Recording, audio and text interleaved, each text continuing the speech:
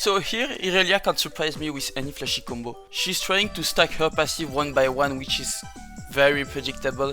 When you see your wave healthy like that, with the minions slowly dying one by one, it means she can't stack her passive quickly, so you can try to trade her if she miss her E or she just don't use her E, which can happen a lot in low elo.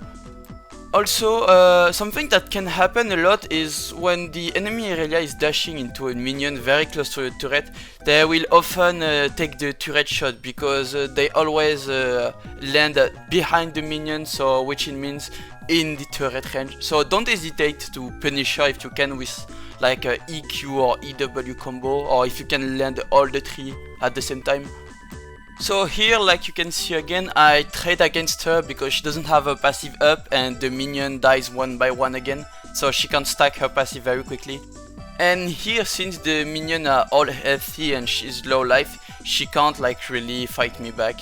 Moreover, if she missed her E, it's the time you can punish her. And now just push the wave so you can reset.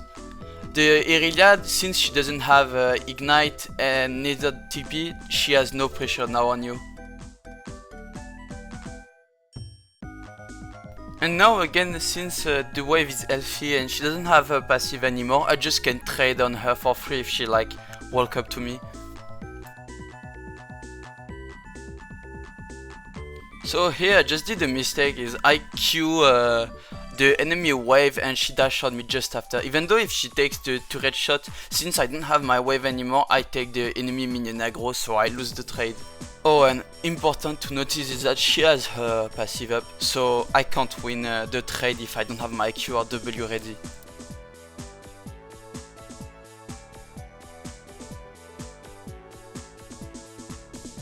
And again, she doesn't stack her passive, so she can't really trade me, miss her E, and of course I win the trade somehow.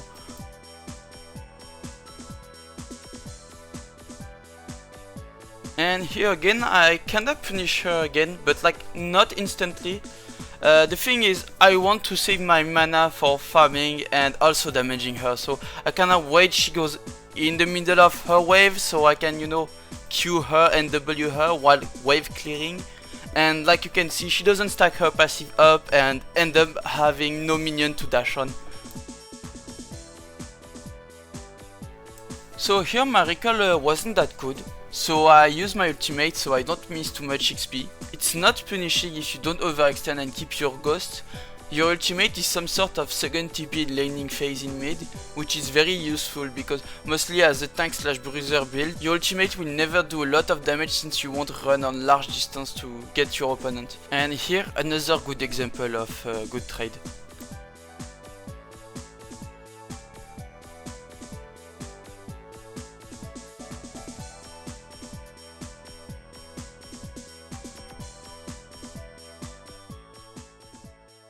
So here an example of mistake.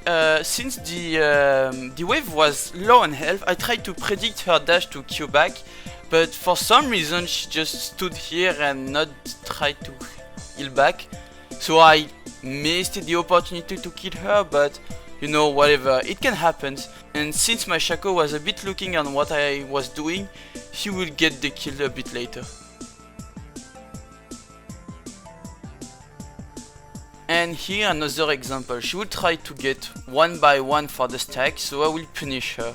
She doesn't even try to, you know, surprise me in some sort of way by CCing me instantly when dashing or, you know, for stacking the passive very quickly. So I just end up winning the trade when she, you know, easily overcome me and get the trade back. So she end up dying as well. When you hit Irelia with your ultimate, try to land your Q in a way that you can also hit her if she dash on a minion. So here, Irelia is trying to punish me for using my Q, and she ended up trying to all-in me, and I don't know why she didn't try to heal back on the minion as fast as she could.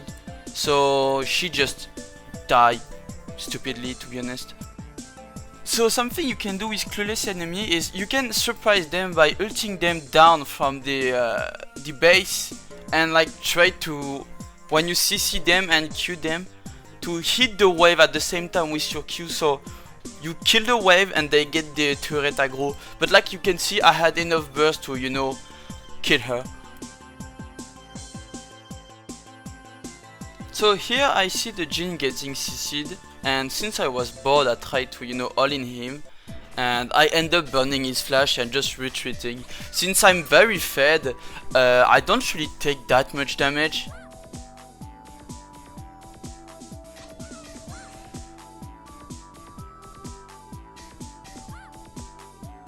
So here is a very common mistake is, since I burnt the enemy flash, I just use my ult to try to punish him and all in him, but like you can see, I didn't look at the map and the enemy top and enemy jungle was on my side. But since I'm Sion, the fight doesn't, you know, end up at my death. I can actually punish the enemy with my passive, and since the Gragas was fast enough to rotate, I could punish the enemy Fiora with my passive and just running on her.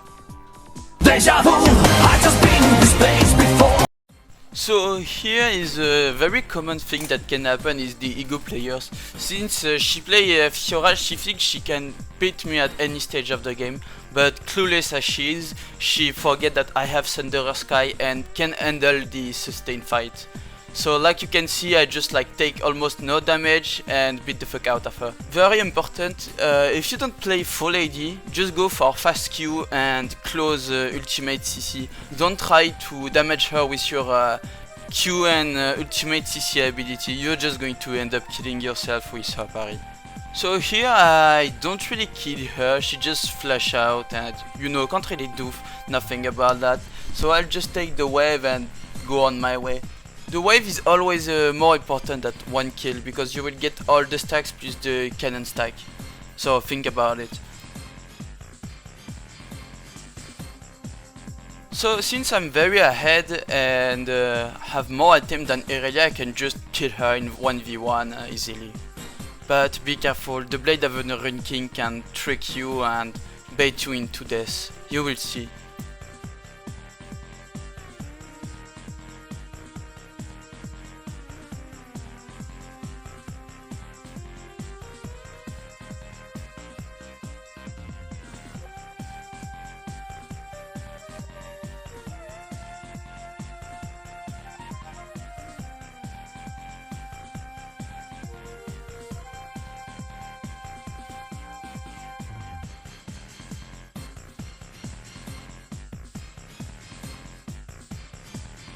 So like you can see, I can't permit myself to just stat check her, even though she only have Blade of the Rune King. It's fucked up, but it is what it is.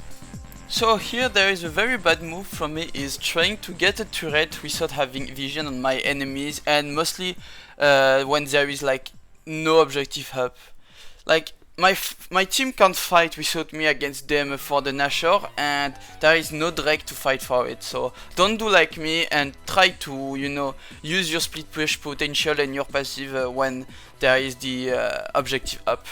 Oh, and always split push at the opposite side of the map, so they don't collapse on you if they win the team fight onto the Drake or Nashor. And by the time they finish the objective or just recall, you will probably have the time to take, I don't know, one turret, maybe two, or one Nexus. So here's something very interesting is, I take the aggro of the enemy jungle since I trust my team to win fight or take the objective, and I will slowly drag him out of the jungle. For some reason he will focus me, maybe he's tilted or something. So you know, I just played around that and take the occasion to push the wave as well. So here sadly this Scanner just ran away from me and the Bard CC me. And I end up dueling the best duelist against the Fiora. I think I could have won, but like the time I used my Q, she could either dash out or just, you know, parry, so I was kinda, you know, stuck with a dilemma. I took the wrong decision and end up dying to her. It's a bit sad because like I don't really deserve to die on that since she has like 3 items and I'm 5, but anyway it happens. She's a very hard counter and probably the most fed enemy in enemy team. But my team ended up winning the fight as a 3v3, and here we end up finishing the game very easily. That was not a very hard game. I probably have one of the best case scenario here is my whole team winning and scaling, while there I've only Fiora to be, you know, some sort of carry, but she just died in second.